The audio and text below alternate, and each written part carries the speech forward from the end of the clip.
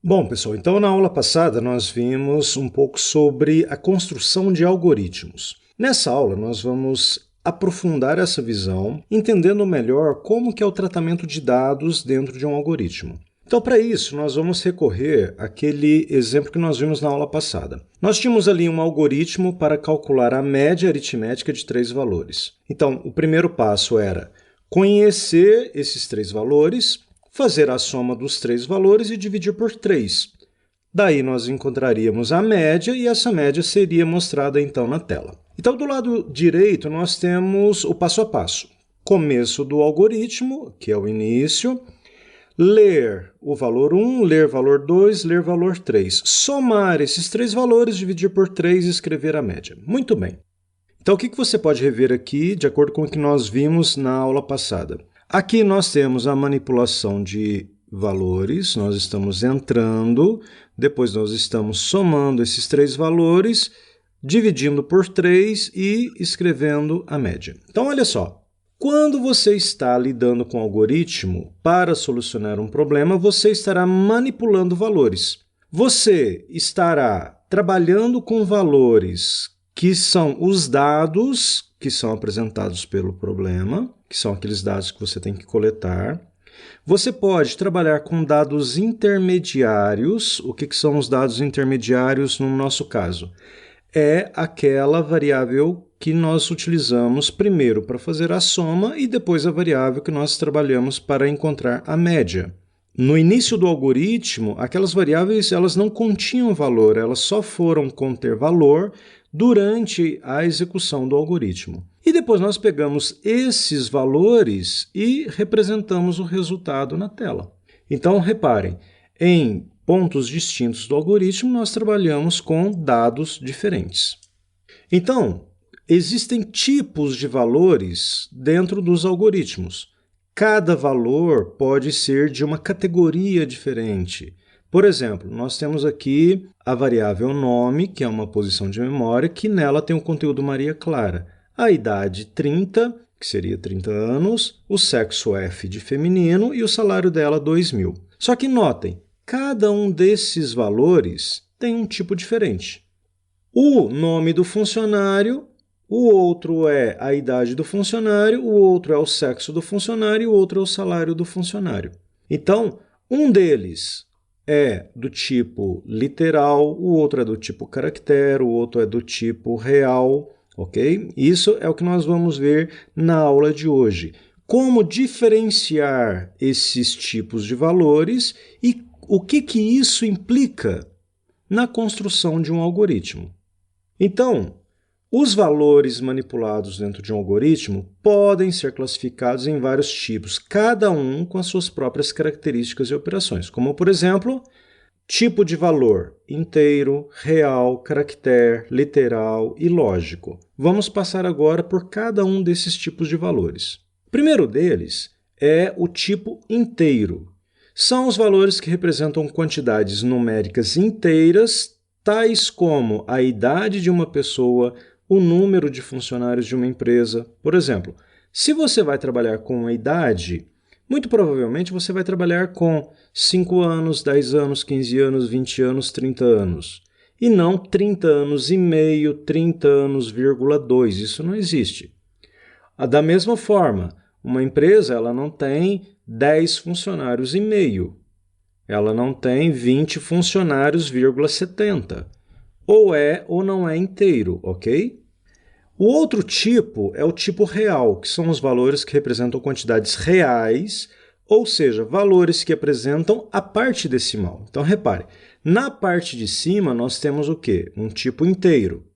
Nele, nós não temos casas decimais. Já no tipo real, ele assume que nós podemos ter aqui 4,5.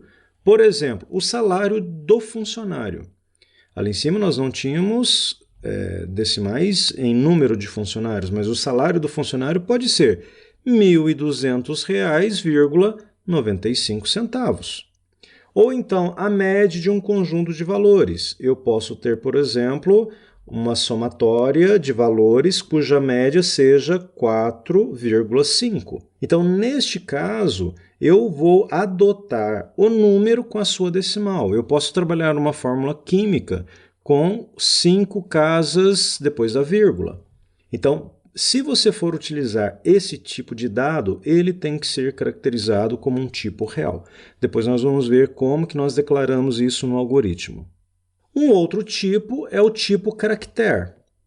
É um valor utilizado para representar informações onde apenas um caractere é necessário como valor do sexo de uma pessoa. Por exemplo, o sexo de uma pessoa, você não vai trabalhar no algoritmo com a palavra feminino ou masculino. Você vai simplificar. Então, você pode usar, por exemplo, apenas a letra F. Ou você pode ter uma determinada variável que vai adotar como valor um asterisco. Ou então você pode ter aqui um valor como um espaço em branco. Então, o tipo caractere ele tem essa particularidade. Ele vai aceitar apenas um caractere como seu conteúdo. Diferentemente do tipo literal, que também vai representar informações onde a utilização é necessária a utilização de 0 ou mais caracteres, como, por exemplo, o nome de uma pessoa. Então, se eu tenho ali o nome do funcionário, Maria Clara, eu vou usar um tipo caractere. O estado, Minas Gerais, um tipo caractere. A sequência de caracteres 1, 2, 3, 4. E aqui é importante dizer, 1, 2, 3, 4 é uma sequência de caracteres diferente do número 1234. Aqui nós trabalhamos com um literal, que é uma junção de caracteres. Quando esse dado é um dado literal, você não conseguiria, por exemplo, fazer um cálculo. Você teria que declarar, se fosse para fazer um cálculo, o valor 1234 como sendo um número real ou então um número inteiro, tá ok? E nós temos um tipo de dado que é o tipo lógico, que ele vai assumir apenas dois valores. Ou ele terá como conteúdo verdadeiro ou então falso. E geralmente é utilizado na representação de valores de uma expressão lógica ou afirmações tais como os dos exemplos abaixo. Que seria, por exemplo, imagine você se perguntando: 6 é maior que 4? Sim, isso é verdade. O número 6 é maior do que o número 4. Agora, Antônio, a palavra Antônio é igual à palavra Maria? Não. Então, se não é igual, significa que o conteúdo dessa variável seria, então, falso. Tá ok? Então, esses são os tipos de valores que a gente tem. Inteiro, real, caractere, ok? Lógico e literal, tá bom? Então, a gente vem falando, então a variável. Por que que nós chamamos o conteúdo de uma memória como sendo variável?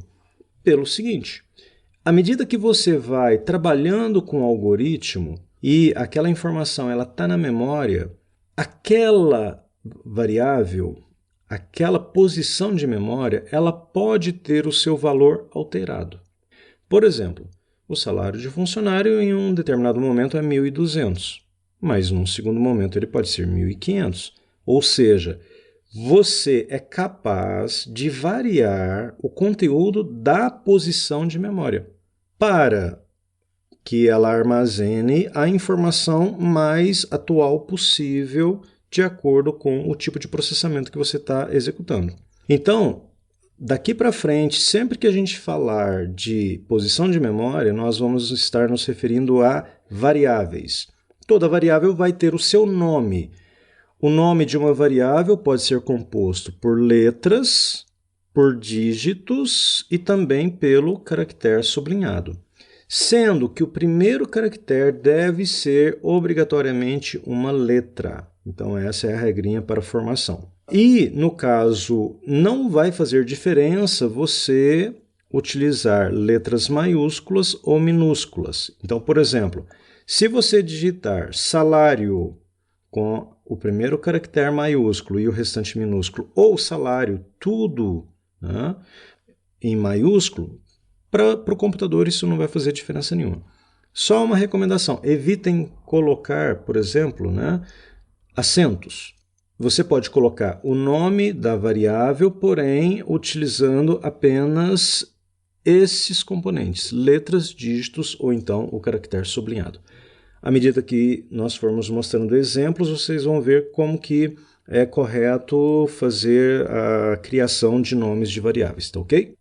E as variáveis, então, elas vão ter os tipos. Então, uma variável podemos definir como sendo uma posição de memória e, portanto, ela armazena sempre um determinado valor.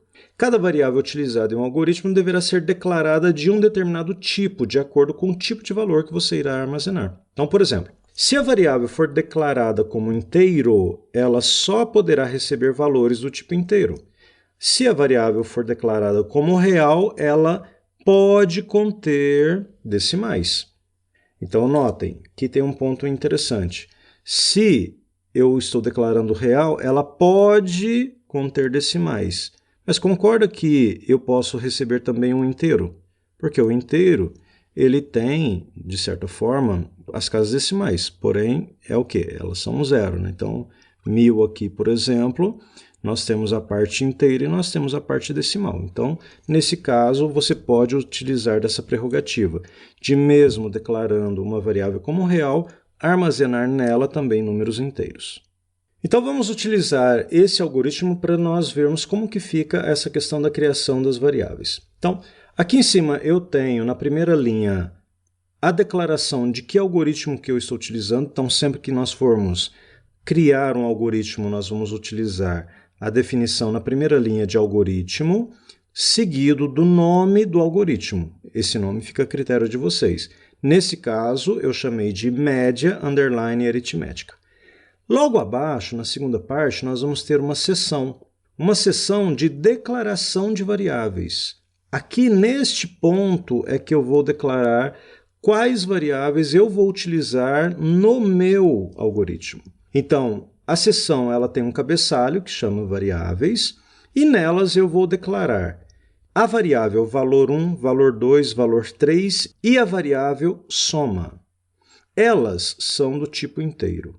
Já a média ela é do tipo real. O que vai acontecer aqui? Quando eu for entrar com os dados aqui embaixo, na estrutura do meu algoritmo, eu consigo ver a parte de entrada de dados. Quando o computador receber a seguinte definição, olha, leia o valor 1, leia o valor 2, leia o valor 3, ele só vai aceitar valores que não contenham casas decimais. Porque eu estou declarando que valor 1, valor 2 e valor 3, assim como o valor soma, são do tipo inteiro. Já a média, por eu declarar que ela é do tipo real, ao fazer a soma e dividir por 3, a média ela pode conter casas decimais. Então, essa que é a diferença. Então, reparem, aqui nós já estamos com um algoritmo um pouco mais elaborado. Por quê? Nós temos aqui já uma definição de nome, nós temos a seção onde nós estamos declarando as variáveis, e aqui na frente, se vocês observarem, na cor verde, nós temos entre chaves, nós temos aqui o que nós chamamos de comentários. Quando você está escrevendo um código de computador, todas as linguagens de programação permitem que vocês coloquem comentários para que vocês passem uma mensagem para outra pessoa, para ficar mais claro de entender o que o código está fazendo. Então, neste caso aqui, eu coloquei em verde alguns comentários para vocês entenderem que essa parte, o comando leia, vai receber um valor e armazenar na variável 1, 2 e 3. Logo abaixo, nessa linha soma, ele vai fazer o cálculo da soma dos 3 valores e o armazenamento na variável soma. Logo abaixo, ele vai fazer o cálculo da média dos 3 valores, para ficar mais claro para vocês entenderem, ok? Mas o que importa nesse momento para nós é essa seção de definição de variáveis. Cada variável utilizada no seu algoritmo, ela tem que ser declarada com um tipo, e isso é que vai ditar o tratamento que o algoritmo vai dar a essa variável durante o seu processamento. Então, nós temos as variáveis e nós temos também o que nós chamamos de expressões. Uma expressão constitui-se, então, em um conjunto de variáveis e ou valores separados por caracteres especiais que indicam as operações que devem ser executadas. Então, neste caso aqui, nós temos 3 variáveis, valor 1, valor 2 e valor 3, separadas por caracteres especiais, que é o sinal de adição. Essas 3 variáveis, em conjunto com o sinal de adição, formam então o que nós chamamos de uma expressão. Para quem se lembra lá da matemática, é uma expressão matemática, por exemplo. E aqui nós temos ela mais completa. Então, a variável soma é igual ao valor 1 mais valor 2 mais valor 3. Então, essa é a representação de uma expressão em um algoritmo. Outro exemplo, eu posso ter aqui a variável resultado recebendo o valor da seguinte expressão: valor 1 é menor que 10? Então, por exemplo, se o valor contido na variável valor 1 for menor que 10, então vamos imaginar que em um determinado momento o valor seja 5. 5 é menor que 10? É o que o computador vai analisar. Sim, então significa que resultado receberá o valor verdadeiro. Mas imaginando que o valor 1 contenha 20. Então, neste caso, 20 é menor que 10? Não, não é. Então, significa que essa expressão lógica vai retornar um valor falso para a variável resultado. Então, nós temos esses caracteres que são especiais e nós chamamos eles de operadores. E nós temos 3 tipos de operadores. Os operadores aritméticos, que vão especificar operações aritméticas, por exemplo, soma é igual a valor 1 mais valor 2 mais valor 3. Eu tenho um operador relacional que vai me especificar uma relação entre 2 valores. Então, eu tenho aqui a variável valor 1, que em um determinado momento vai conter um determinado valor, que eu vou comparar com o número 10. Como a gente viu no exemplo anterior, se valor 1 for 5, ele vai comparar valor 1 menor que 10. Se ele for 20, ele vai relacionar 20 menor que 10. E disso vai resultar um retorno como verdadeiro ou como falso. Agora, eu tenho também os operadores lógicos, que vão especificar relações lógicas. Por exemplo, eu posso fazer a seguinte comparação, que será armazenada na variável resultado. Valor 1 é maior que 10 e valor 1 é menor que 20? Então, essa expressão, esse operador, ele é um operador lógico. Então, nós vamos ver cada um desses, os operadores aritméticos, os relacionais e os lógicos, logo nos slides da frente. Então, o primeiro deles são os operadores matemáticos. Quais os que nós temos?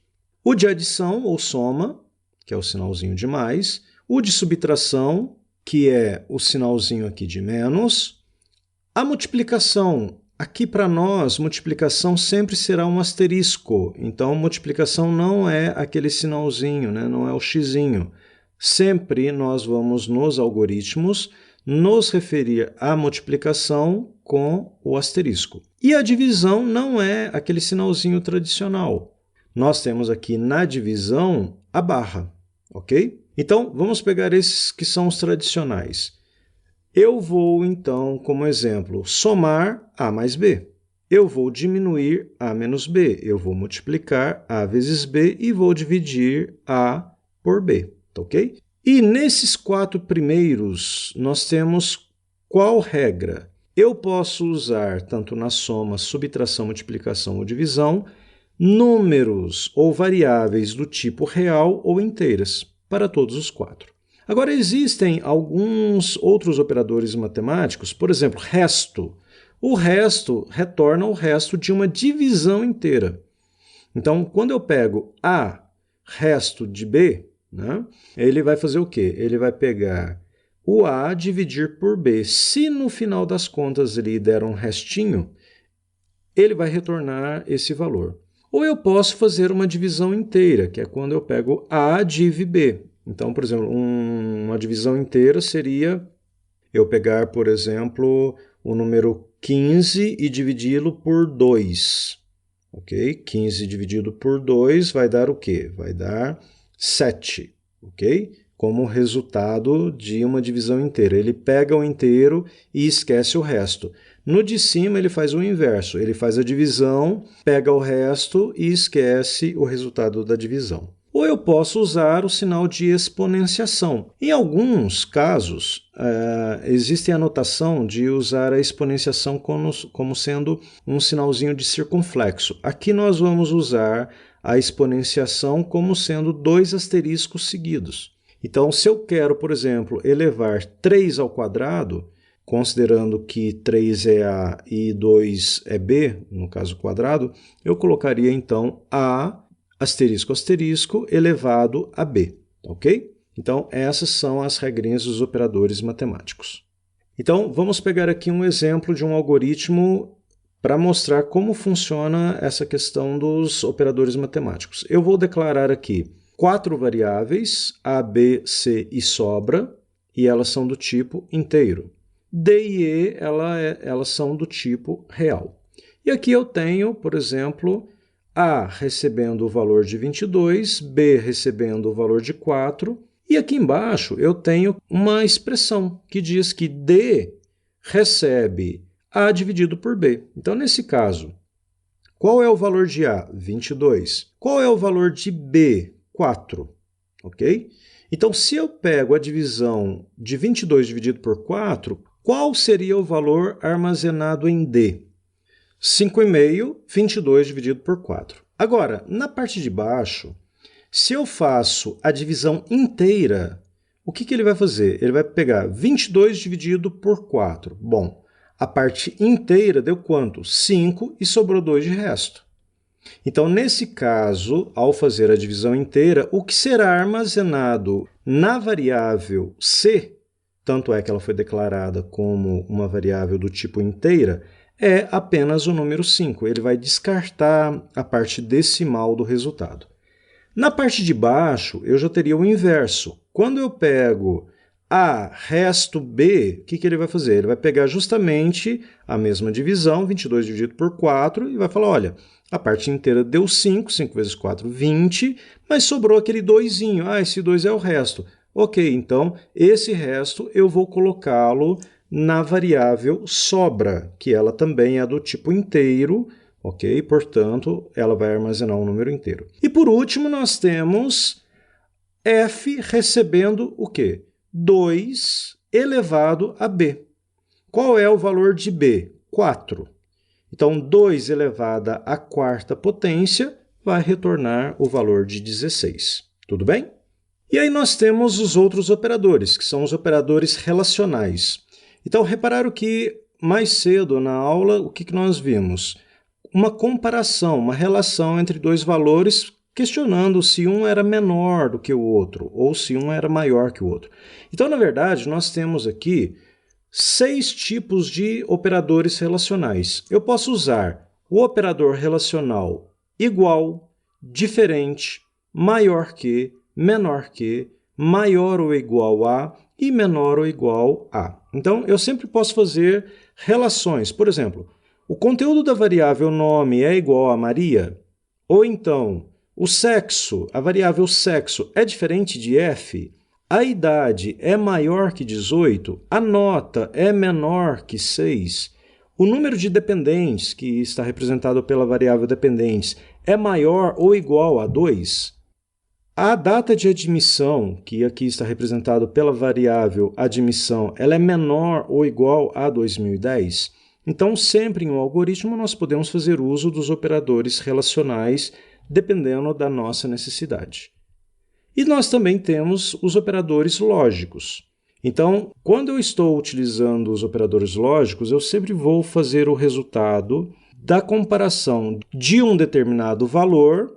Por exemplo, eu tenho aqui o valor 1 e tenho aqui o valor 2. E o resultado vai depender se eu estou usando o operador lógico e ou então o operador lógico ou. Então, por exemplo, se o valor 1 for verdadeiro e o valor 2 for verdadeiro, significa que se eu utilizar o operador e, esse valor ele será verdadeiro.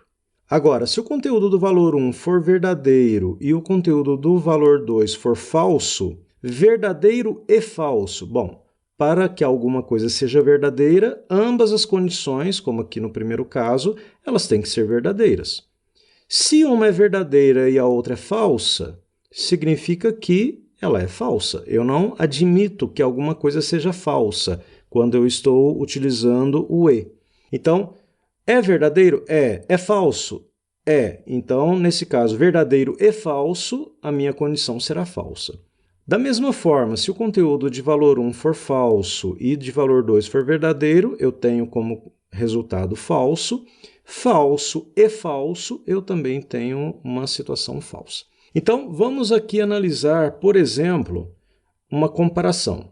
Média é maior ou igual a 6 e frequência é maior ou igual a 75%, será verdadeira apenas se ambas as condições forem verdadeiras. Por exemplo, se a média for maior que 6 e a frequência for maior que 75, então o aluno passou. Então, significa que isso é uma verdade.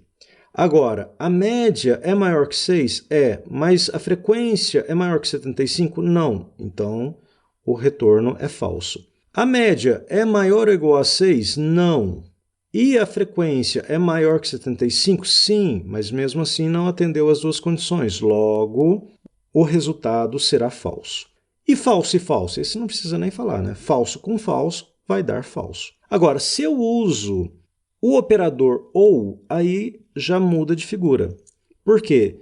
Tanto um valor quanto o outro, ou um ou outro sendo verdadeiro, a condição ela é verdadeira. Por exemplo, valor 1 é verdadeiro ou valor 2 é verdadeiro? Então é verdadeiro.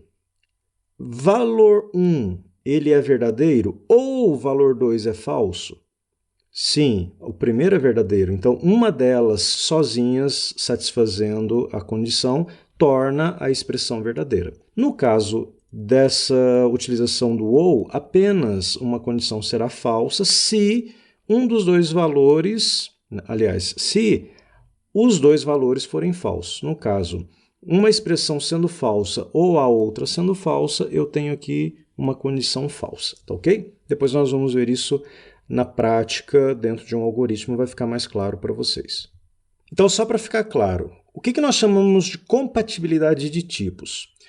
O valor que você for entrar ou que você vier a processar em uma variável tem que ser do mesmo tipo que aquela variável foi declarada. Então, por exemplo, se você vai entrar com um valor de 10,5 na variável a, significa que ela tem que ser do tipo real. Ela não pode ser do tipo inteira, porque 10,5 tem casas decimais.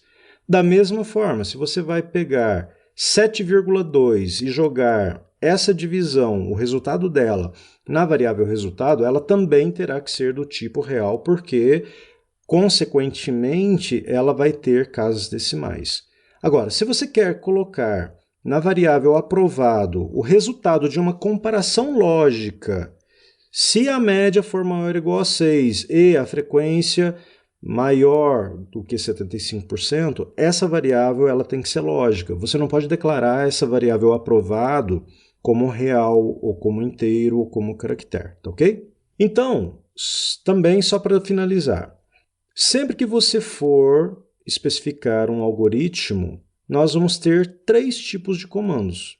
Um comando de entrada, que seria um comando de leitura, que tem como função transferir os dados de um meio externo, esse meio externo geralmente é o teclado, que você vai fornecer, ou o usuário vai fornecer, e levá-lo para a memória do computador. Então, por exemplo, em uma parte do nosso algoritmo, nós temos aqui o comando leia código do produto. Significa que o computador vai ficar esperando. Olha, digita para mim aí o código do produto. Ou então eu posso colocar mais de uma variável, né, mais de uma entrada na mesma linha. neste caso aqui, leia código, leia quantidade, leia desconto, o computador ele vai esperar sequencialmente que você entre com o código do produto, logo em seguida ele vai esperar que você entre com a quantidade do produto e logo em seguida com o desconto do produto. Então, esses são os comandos de entrada para você fornecer variáveis, valores para as variáveis no seu computador. E você pode ter também um comando de saída, que é utilizado quando é necessário apresentar os valores ao meio externo, que aí já é a parte inversa. Escreva a soma. Consequentemente, você tem que ter feito um cálculo. Esse cálculo transferiu o resultado para a variável soma e ele vai pegar, então, o conteúdo dessa variável soma e vai escrever para você na tela do computador. Da mesma forma, você pode pedir para ele escrever logo numa sequência o nome do funcionário, o salário do funcionário e a idade do funcionário, tudo na mesma linha.